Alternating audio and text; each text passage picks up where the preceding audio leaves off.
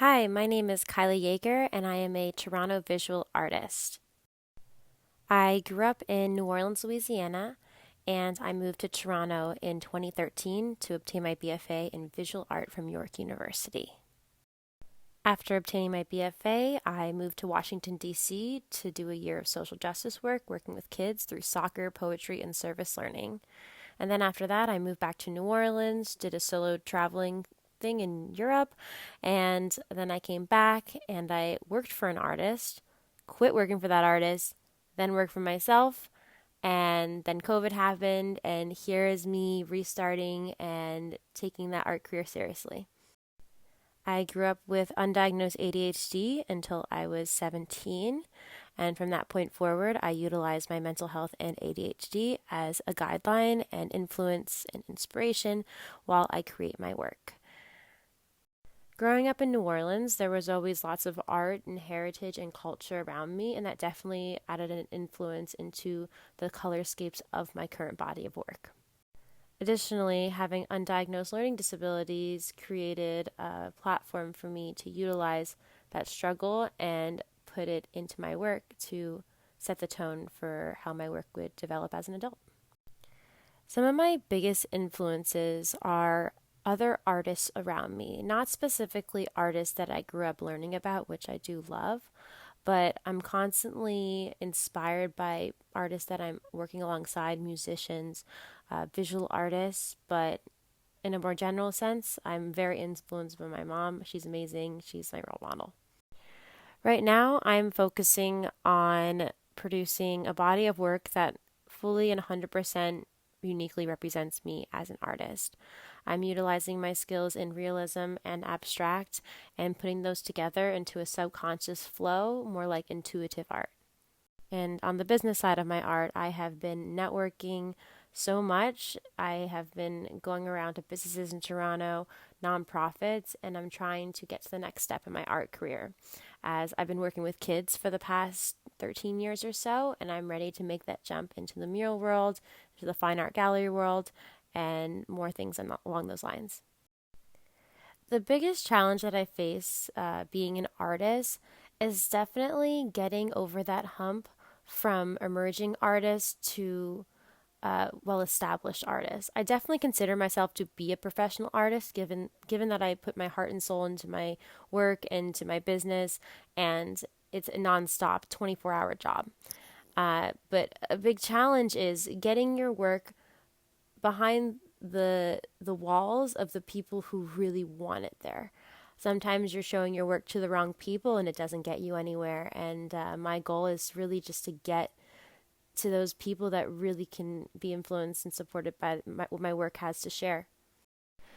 The advice that I would give to my younger self would be to experiment, explore, and care a little bit less about how things look. Because in the end, if you're not having fun creating it, what's the point? During COVID, I definitely experimented with many unconventional mediums and techniques. I explored with peeled paint from palettes as textures. I played with paint pouring and fluid art. I also played around with some mixed media techniques, including using hot glue as a textural element in my work. So I make these sensory paintings and I utilize the stemming aspect of touching and feeling things as a part of my art as sort of like a fine art fidget toy. Sometimes when I'm painting, I listen to music. Sometimes I don't. It really just depends on the current circumstance. If I try to set up my setting too much when I'm feeling inspired, sometimes it can interrupt the flow. So if I want to paint right then and there without turning on music, I will. But then there's other times where I'm like, I'm going to paint today, and I throw on some music and I do my thing. So I can really go either way. It just depends on the day. The best reaction that someone has had to my artwork was at a show back in November 2022. A customer, client, someone that I knew from a few years back came to my show, saw a piece titled Time Flies on Hyperfocus, and the meaning behind that piece was that feeling of getting so far deep into hyperfixation of a project you're working on that you completely lose track of time and all sense of being. And she saw the piece. I saw the look in her eyes. She fell in love with it, and then she bought it right then and there. And that's the only thing I can ask from a customer, is to really connect with a piece in a way that I know it's going to the right place and it'll be appreciated and enjoy its new home. What do I hope people will take away from my artwork? I hope that they can connect and resonate with what I'm sharing, in that I'm sharing all of the things that go on in my mind while having to deal with mental health and ADHD. And I'm hoping that people see that, understand it, resonate with it, and get lost in my paintings as they look at them, just as I get lost in my paintings while I'm creating them. Thank you so much for having me on this audio interview. I'm really excited to share my thoughts and my work with the world. I have a show coming up on June 3rd and 4th in Toronto at Jimmy Simpson Park. It's the Riverdale Art Walk.